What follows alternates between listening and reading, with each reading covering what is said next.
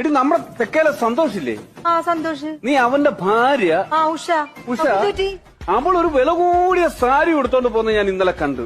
പക്ഷെ അവൾ ഉടുത്തോണ്ട് പോയെന്നെ കോലം കണ്ടേച്ചാലും മതി. എന്തായിരുന്നു? നീ അവിടെ ബ്ലൗസ് കണ്ടോ? അവിടെ ബ്ലൗസിന്റെ പുറവശം കാണണം. വെട്ടി തുറന്ന് മലത്തി വെച്ചേക്കണേ. അവളുടെ എല്ലാ ബ്ലൗസും അങ്ങനെ തന്നെ. കണ്ണെടുക്കത്തില്ല നമ്മള്. സത്യം പെണ്ണുങ്ങൾക്ക് പോലും കാണുമ്പോ ഭയങ്കര ബുദ്ധിമുട്ടാണ്. ഞാനത് പറയാഞ്ഞിട്ടാ എനിക്ക് ഭയങ്കര ഇറിറ്റേഷൻ ആയി തോന്നി. ഞാൻ എന്തെങ്കിലും വന്ന് ഇവിടെ വന്ന് പറഞ്ഞു കഴിഞ്ഞാൽ എന്നെക്കാളും കുറച്ച് കളർ കൂടുതൽ അവക്കാണല്ലോ. അപ്പൊ സത്യം എടി പോടിയാതെ അവള് മേക്കപ്പാണ്. ഞാൻ എത്ര പ്രാവശ്യം കണ്ടിട്ടുള്ളൂ ബ്യൂട്ടി പാർലറിൽ നിന്ന് ഇറങ്ങി വരുന്നത്. ആണോ? നിന്റെ നാച്ചുറൽ സൗന്ദര്യമല്ലേ? ഞാൻ നിന്നോട് ചോദിച്ചില്ലേ നീ ഇന്ന് എന്തെങ്കിലും ചെയ്തോ? സത്യമായിട്ട് ഞാൻ ഇന്നൊന്നും ചെയ്തിട്ടില്ല. ചെയ്തിട്ടില്ല. മേക്കപ്പാണ് മൊത്തം. അവള് കംപ്ലീറ്റ് മേക്കപ്പാണ്. കണ്ടാ നമ്മുടെ അശോകന്റെ മോളില്ലയോ അമ്പിളി? നീ പണിക്ക് വന്നെങ്കിൽ പണി ചെയ്യണം. പറയട്ടടി. അല്ലാതെ അശോകന്റെ മോൾ ഒളിച്ചോടിപ്പോയത്. അതാ പറഞ്ഞ പണിക്ക് വന്നെങ്കിൽ പണി ചെയ്യണം. അല്ലാതെ കണ്ട് മറ്റുള്ളവരുടെ കുറ്റവും കുറവും എന്റെ അടുത്ത് പറയരുത്. അതെനിക്ക് തീരെ ഇഷ്ടമല്ല. ഞാൻ പറയുന്നില്ല കേട്ടല്ലോ. ഏതാ അശോകന്റെയാ? അത് വടക്കേൽ. അയ്യോ ഇവിടെ താഴെ. എടി നമ്മുടെ വടക്കേൽ അശോകനില്ലേ? അവന്റെ മോടെ കാര്യം എനിക്ക് അന്നേ അറിയാടി. അവിടെ മൂത്ത മോള് പോയപ്പോഴേ എനിക്കറിയാം ഇളയവളും പോവുമെന്ന്. ആണോ? അയ്യോ പിന്നെ ആ വീടിനെ കുറിച്ച് മൊത്തം ചരിത്രം എനിക്കറിയാം. ഞാൻ പിന്നെ ഇതിങ്ങനൊന്നും ആരോടും പറയത്തില്ല. അതെന്താണെന്നറിയാവോ? എനിക്ക് ഈ പരദൂഷണം പറയുന്നത് ഇഷ്ടമല്ല. ഞാൻ ഇന്നലെ കൊറേ മീൻ മേടിച്ചോണ്ടൊന്നുമില്ല. അതൊക്കെ നീ എന്തെടുത്ത്? അതെല്ലാം ഞാൻ കറി വെച്ചു. ഇത് വിവേക് വരുമ്പോ പൊള്ളിക്കാനാ. ഈ സൈക്കോടി ഒരു ചെറുക്കൻ വരുമ്പോ പൊള്ളിക്കുന്നേ? അയ്യോ വിവേകിന് പൊള്ളിക്കാനല്ല, ഈ ആവോലി എടുത്ത് വാഴയില് പൊള്ളിക്കാനാ. വിവേകിന് പൊള്ളിച്ചതാ ഇഷ്ടം. ഈ ഇഷ്ടമൊക്കെ നിനക്ക് എങ്ങനെ മനസ്സിലായി? അതൊക്കെ ഞാൻ യൂട്യൂബ് നോക്കി കണ്ടുപിടിച്ച്. എന്റെ ഇഷ്ടമല്ലോ നിനക്കറിയാവോ? അതിന് നിങ്ങളുടെ യൂട്യൂബിൽ ഞാൻ ഇഷ്ടങ്ങളൊന്നും കണ്ടിട്ടില്ലല്ലോ. എനിക്ക് ഇഷ്ടമുള്ളതൊക്കെ യൂട്യൂബിലുണ്ട്, പലയിടത്തും ഉണ്ട്. അതൊക്കെ കാണാൻ ഏതെങ്കിലും മൂലയ്ക്ക് പോയി 5 മിനിറ്റ് കാണാനുള്ള അവസരം നീ ഉണ്ടാക്കി തരത്തില്ലല്ലോ. ഓ ആനാന്ന് പറയുമ്പോഴാ ചേനാന്ന് പറയുന്നത്.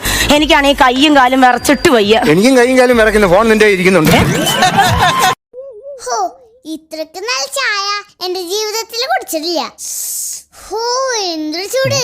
ഇപ്പൊ കൈ പൊള്ളിപ്പോയാനെ. അതിന് നീ ഇത് കുടിച്ചിട്ടില്ലല്ലോ. അതല്ലേ പറഞ്ഞ ജീവിതത്തിൽ കുടിച്ചിട്ടില്ലാന്ന്. അപ്പ വീണ്ടും ചമ്മി അല്ലേ? ഇനി മുന്നോട്ടുള്ള ജീവിതം ഇതേപോലെ തന്നെ ജീവിച്ചു തീർക്കാനാണോ? ഇനി കല്യാണം കഴിക്കണമെന്നില്ല.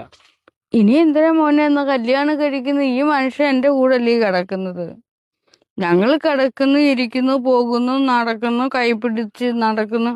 ഇനി എന്തിനു ഇനി എനിക്ക് കല്യാണോ? ഇനി അതെന്ത്?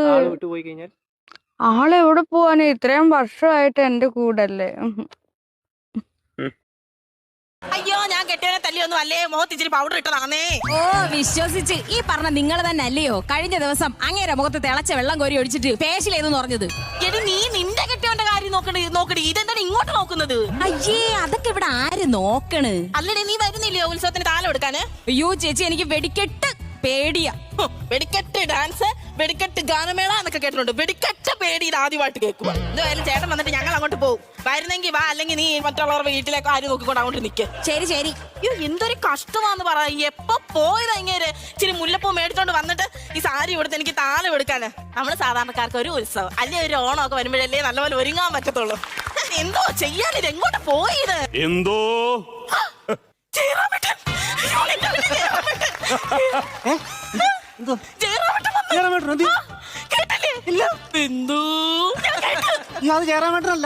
ഞാൻ ഇന്ദുന്ന് വിളിച്ചപ്പോ ഏമ്പക്കം കൂടെ വന്നതാ. എന്താ ചെയ്യണേ നീനു? ഞാൻ വീട്ടിൽ വെറുതെ ഇരിക്കണം. വേറെ ജോലിയൊന്നുമില്ല. തൊഴിലുറപ്പിന് പോലും പോകത്തില്ല. തൊഴിലുറപ്പിന് പോകാനുള്ള പ്രായമായ അങ്ങനെ പ്രായമൊക്കെ ഉണ്ട് തൊഴിലുറപ്പിന്?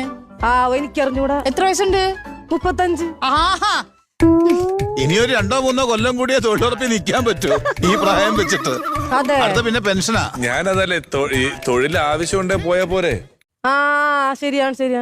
ഇടക്കാലത്ത് ഈ ഭയങ്കര സത്യം പറയാലോ, കൗമാര പ്രായത്തിലൊന്നും ഒരു ഒറ്റ തെണ്ടികൾ പോലും എന്നെ ഒന്ന് നോക്കിയിട്ട് പോലും ഇല്ല.